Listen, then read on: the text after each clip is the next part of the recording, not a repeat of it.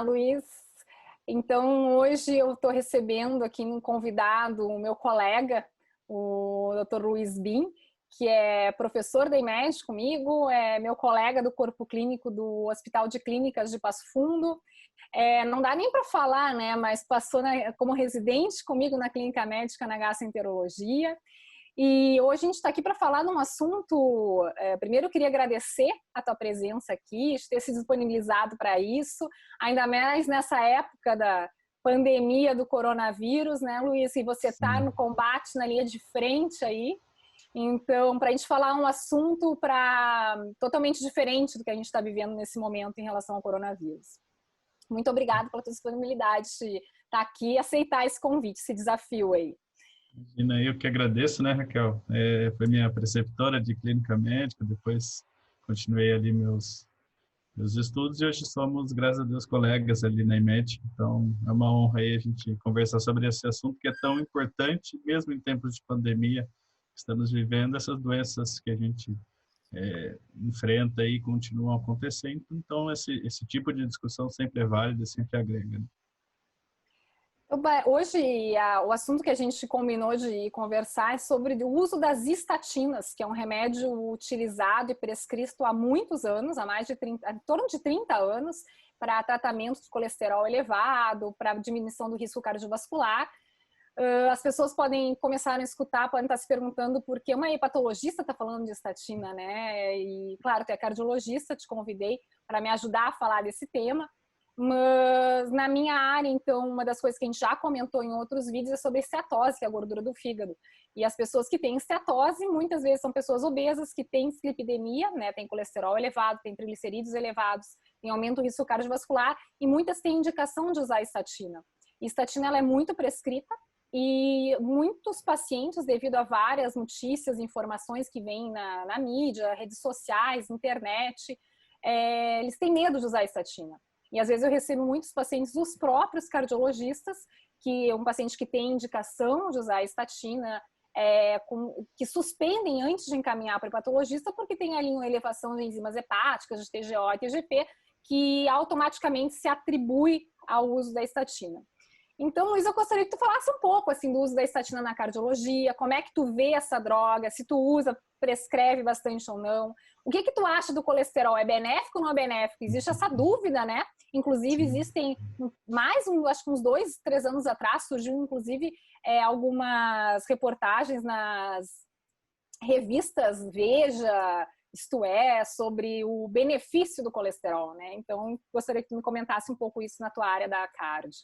Sim, não, de fato, né, as estatinas talvez sejam, na verdade não é talvez, né, ela é a droga mais prescrita no mundo, né, enfim, tem levantamentos principalmente nos Estados Unidos em que esse controle é mais claro. A estatina é a droga mais prescrita nos Estados Unidos e provavelmente no mundo inteiro.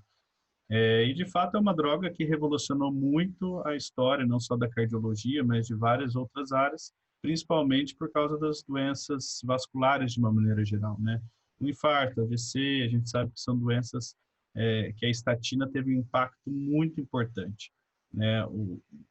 Nós cardiologistas geralmente usamos, né, muito essas drogas, né, que como tu comentaste, surgiram ali no final da década de 90, né, a primeira estatina, que foi a lovastatina, que já nem existe mais no mercado, surgiu ali em 1987, se eu não me engano, e ao longo da década de 90 foram surgindo várias pesquisas, vários trabalhos que demonstraram consecutivamente a intenso benefício dessas drogas em vários cenários diferentes que a gente pode destrinchar um pouco melhor aí.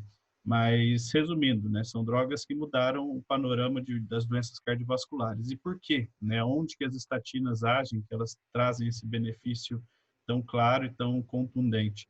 Elas, além de ajudar para as pessoas que já têm doença das placas de gordura, né, a doença aterosclerótica, que é a formação das placas que vão obstruir nossas artérias, que vão levar a outros problemas, as estatinas também ajudam a prevenção para que essas placas não se desenvolvam, principalmente pela ação no colesterol, né? Então, a redução do colesterol de uma maneira geral a gente sabe que tem uma íntima correlação com a diminuição da formação de placas de gordura ou do aumento dessas, ou mesmo da instabilização dessas placas e com a ocorrência de doenças como infarto, AVC ou mesmo outros tipos de doenças, né?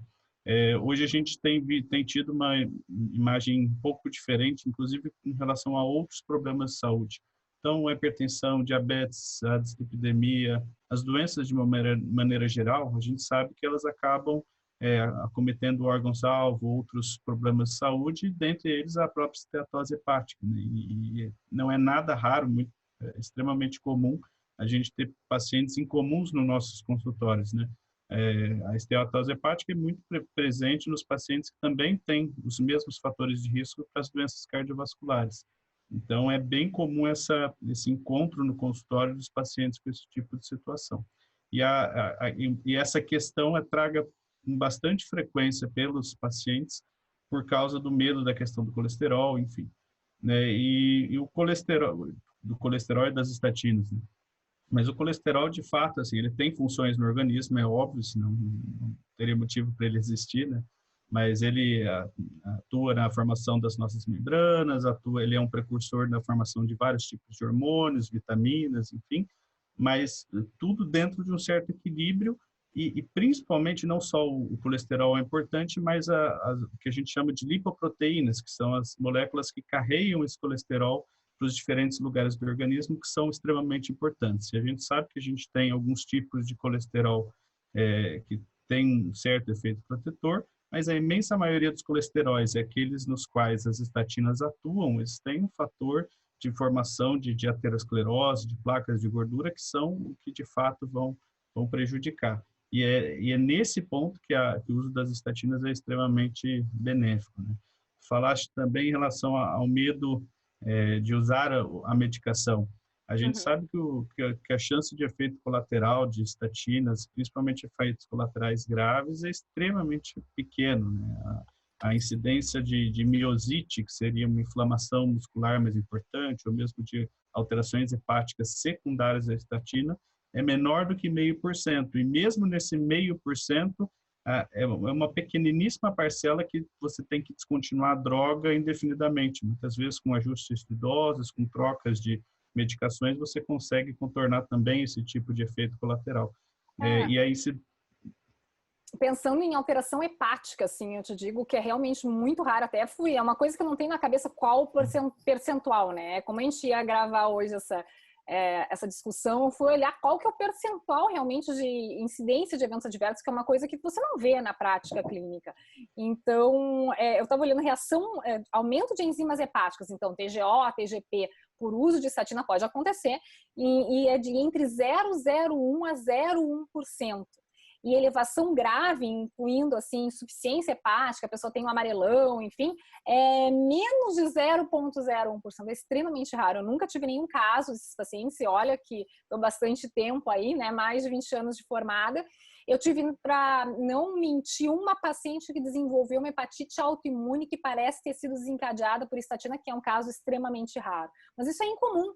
E assim, se alterar e tiver indicação de suspensão, regride rápido. Não costuma haver uma lesão hepática permanente. Então, o que até falo para os colegas cardiologistas, não sei se quando tu vê uma alteração de enzima hepática, que às vezes assusta muito quando tu começa algum medicamento, no caso das estatinas, não precisa suspender e mandar para o hepatologista. Pode manter o uso e mandar, porque geralmente não tem correlação. É muito mais frequente ele ter alteração hepática, sim, pela própria esteatohepatite, pela própria esteatose, do que pela estatina. Mas, enfim, é uma coisa a gente avaliar. Mas não precisa ser tanto medo. A gente diz na hepatologia que a simvastatina, ou às vezes, eu estou falando simvastatina, que é a mais conhecida, mais usada ainda, né? Mas a estatina passou de uma droga vilã, que se tinha muito medo lá na década de 90 de usar a estatina por medo de alteração de enzima hepática, por uma droga maravilha, um wonder drugs, diz, né? Porque agora parece que até na cirrose, saiu um artigo na Gut esse ano, que mostrou assim, o título era Cirrose, uma nova indicação para a estatina. Então, assim, para mostrar que ela já tem outros benefícios que vão muito além de baixar o colesterol. Então, a gente hoje, talvez no futuro, o paciente tem qualquer doença hepática crônica, a gente vai usar a estatina para diminuir a progressão da doença, tá? Para ela diminuir a inflamação, para ela melhorar o fluxo sanguíneo, etc. Para diminuir o estresse oxidativo, sei lá. Claro que são estudos muito recentes, em estudo em animais, não tem comprovação humana nessa questão de progressão de doença hepática crônica, mas é uma coisa que talvez venha. Então, de uma droga vilã para o fígado, ela está se tornando uma droga boa para o fígado também. Inclusive, em relação às diretrizes, né, de cardiologia, a recomendação atual é justamente de só não introduzir ou suspender a estatina em caso de insuficiência hepática aguda, mas que são quadros extremamente graves e que têm causas específicas, ou na cirrose Child B ou C, né, na cirrose leve, digamos assim, seria até ainda permitido se manter a estatina para quem tem indicação. E, de fato, assim, eu não estudo muito a parte específica da hepatologia, mas já li alguma coisa também que, de fato, a estatina tem todos esses potenciais benefícios adicionais de não só reduzir o colesterol, mas efeitos pleiotrópicos, efeitos de reduzir radicais livres, efeitos de estabilização do endotélio, de reduzir inflamação, melhorar o fluxo sanguíneo, né, tanto para doenças hepáticas como para várias outras doenças causadas pelos mesmos fatores de risco, né? Então, a estatina, ela, além de ser segura, né, nesse cenário, ela tem se mostrado cada vez mais benéfica, ela ajuda realmente de fato, né? E essa situação de esteatose hepática no consultório do cardiologista com discreto aumento de transaminases é muito comum, né? E o que eu geralmente tenho feito é, além de orientar, que ele procure um hepatologista, enfim, para acompanhamento, mas de sempre reforçar a questão da medicação como importante passo para o tratamento daquela condição e, obviamente, reforçar a mudança de estilo de vida, emagrecer, controlar os outros fatores de risco ali associados, que são extremamente importantes. Mas eu faço até essa questão de tentar desmistificar esse problema específico, né? E até no Child B ou C, o que acontece? É difícil a gente ter um Child C, o Child C, só para ter uma ideia, a gente classifica a função do fígado num paciente que tem cirrose, que é um fígado todo cicatrizado, que acaba sendo o resultado de uma gordura hepática não tratada, né, a médio e longo prazo. Então, a função hepática a gente divide grosseiramente em 3 grandes estágios nessa classificação de Child, que é A, B e C, e o C é a pior função hepática, né? Talvez nem nesse grupo a gente vai contraindicar a estatina, talvez a gente vai indicar a estatina nesses grupos no futuro, para ter uma noção assim, de como é que anda. E pacientes com Child C, geralmente eles não têm colesterol elevado, né? Porque na verdade o fígado ele produz o colesterol e quando eles estão com perda de função hepática, eles não têm mais o fígado não tem mais capacidade de produzir o colesterol. E não é incomum, então, a gente pegar pacientes, por exemplo, com esteatose a vida toda, com dislipidemia, então colesterol elevado a vida toda, quando cirrotizam e quando progride essa lesão hepática, eles passam a ter colesterol normal, né? Que muitos ficam felizes, mas na verdade já indica uma baixa produção de colesterol. Eu te perguntar o seguinte, assim, quando tu vê um paciente com... Então, eu estava falando dos tipos de colesterol, né? Um paciente com LDL, então com colesterol ruim, digamos assim, né? Tem algum caso que você diz assim, não, esse paciente tem o LDL, sei lá, normal é o que? Até 100, vocês consideram, ou até 70? Varia muito de acordo com a faixa de risco, né? O primeiro passo é calcular o risco individual. Então, no indivíduo de 30 anos, relativamente saudável, sem grandes doenças, até 130 seria adequado, né? Um paciente com hipertensão leve, uma alteração da glicose de jejum, mais jovem, sem grandes problemas, geralmente se considera para o risco intermediário seria de 100.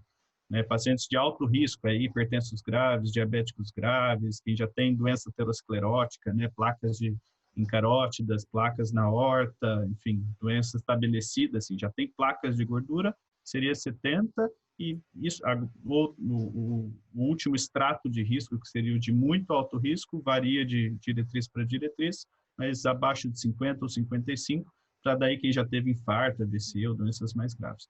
Mas 100 a 130 para a maioria da população seria o limite. Então tem algum paciente que chega assim, eu vou chutar, tá? Com LDL então, de 150, digamos que a média normal é em torno de 100, tá? 150, tu diga assim para o paciente, não, tá tranquilo, não precisa usar medicamento, esse colesterol não vai te causar mal, ou todos os casos tu acaba usando medicamento e a questão de dieta, depois eu acho que a gente comenta um pouquinho. Sim. Na verdade, todos os casos tem que tratar, né? Então, está acima da meta, a gente sabe que é um indivíduo que está em mais risco de desenvolver aterosclerose, placas de gordura e doenças como infarto, AVC e tudo mais. Então, essa afirmação assim, eu tenho colesterol alto, mas o meu médico disse que eu não preciso tratar. É errada, né? É errado, é errado. Não é um conceito ok, né? A Nem um pouco.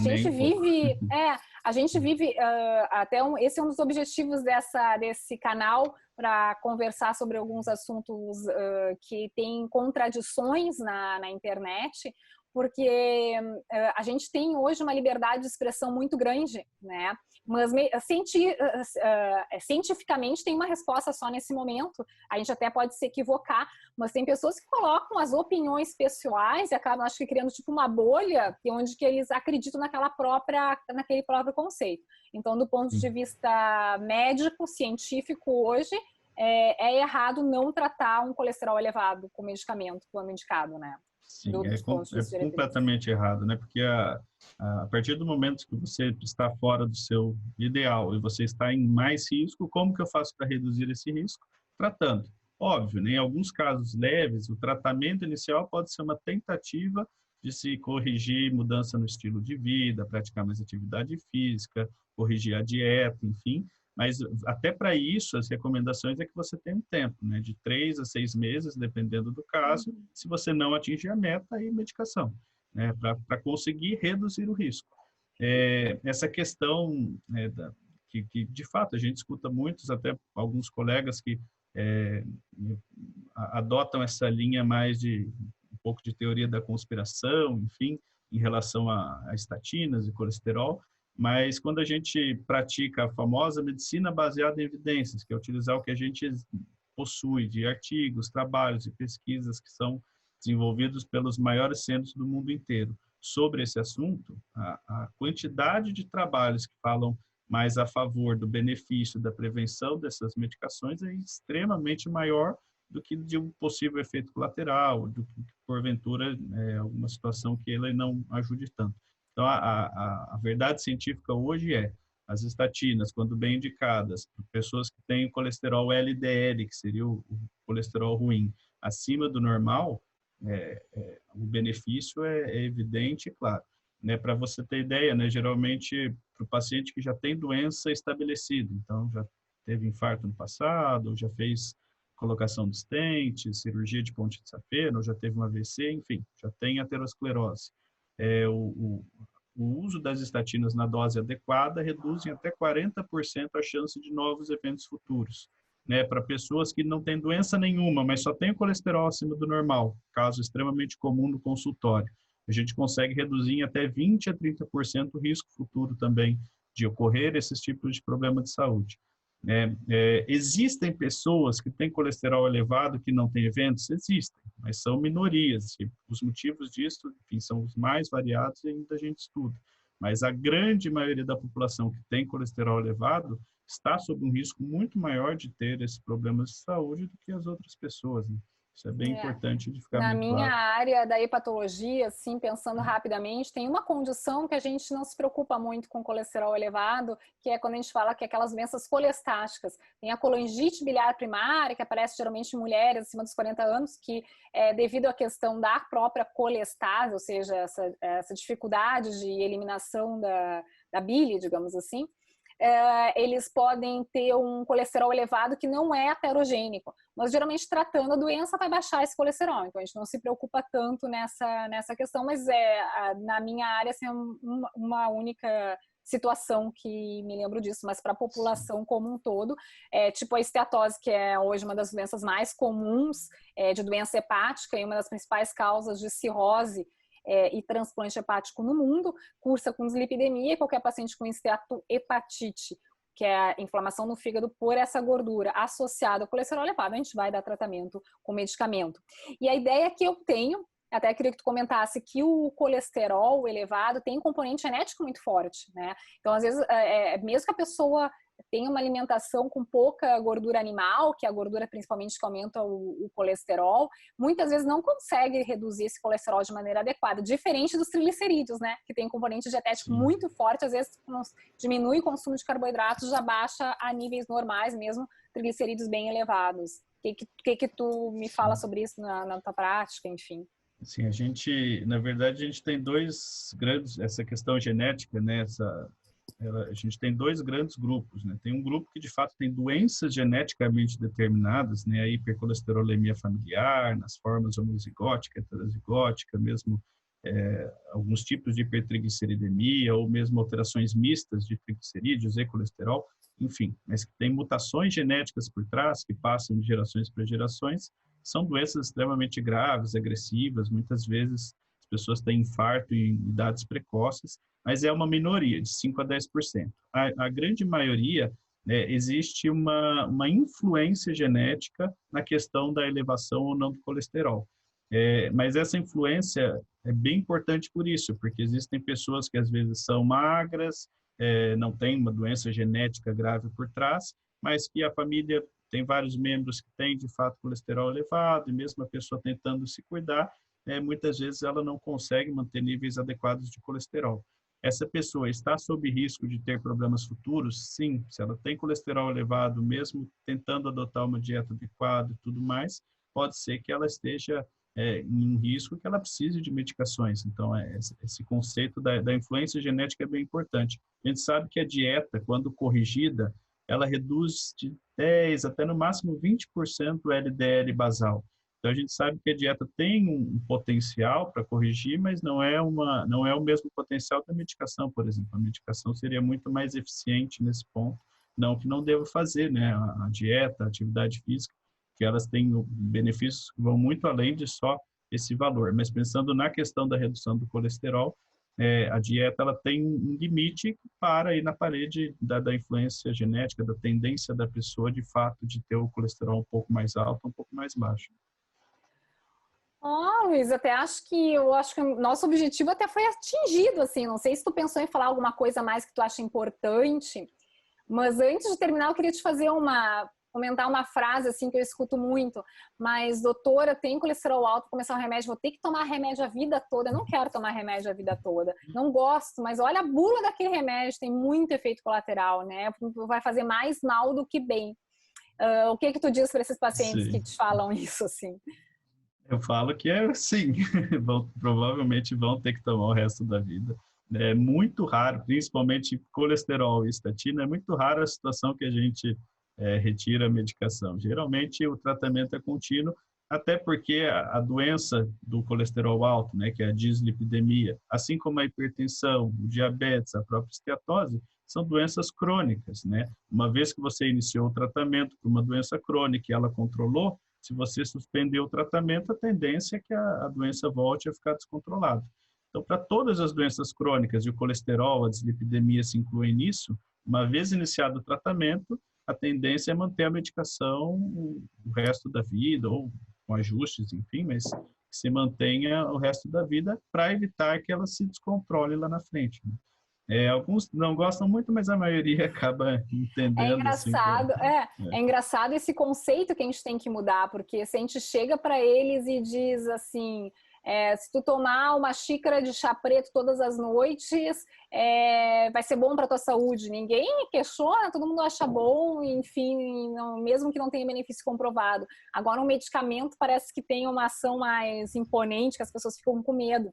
E ao ler a bula, tem muitas reações adversas, só que a bula não nos diz, na bula que chega aos pacientes, muitas vezes não diz a raridade daquelas reações adversas, né? Então a pessoa acha que é muito comum e na verdade é extremamente raro.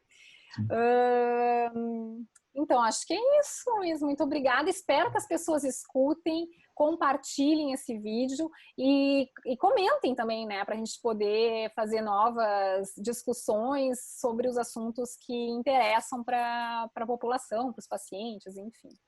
Com certeza. Grande abraço, então. Obrigado pelo convite. Fico à disposição aí. Um abração. Até. Tchau, tchau.